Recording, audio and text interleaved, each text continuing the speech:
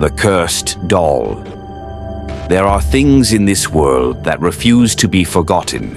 When the Thompson family moved into their new home, they were looking for a fresh start, but the house they chose held secrets, dark ones.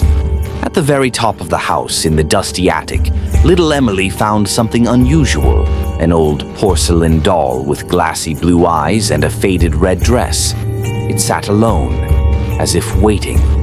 "Can I keep her?" Emily asked, cradling the doll. Her mother hesitated. Something about it felt wrong, but she nodded. That night, the house came alive. The rocking chair in Emily's room began moving on its own. Slow, steady, creaking in the darkness. Whispers echoed through the hallway, soft and chilling. Shadows stretched across the walls, shifting, watching. And then, Emily heard a voice. "Help me." The whispers grew louder. The temperature dropped. The house itself seemed to breathe. Emily's mother found her standing by the window, clutching the doll tightly. Her face was pale. "She talks to me," Emily whispered. "She says she's trapped, and she's angry." The next night was worse. The lights flickered, the doors slammed on their own. Giggles echoed from the walls. And then, Emily screamed. The doll sat at the foot of her bed, its head tilted slightly, its lips parted.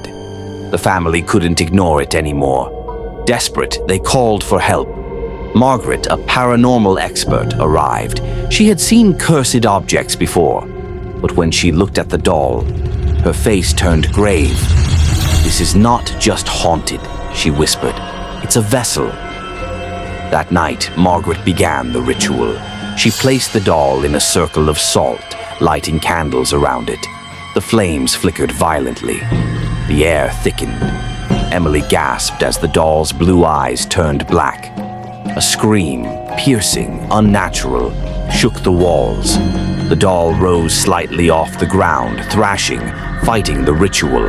Dark mist seeped from its cracks. Then, with one final chant, the doll shattered. The house fell silent. Emily clung to her mother, trembling.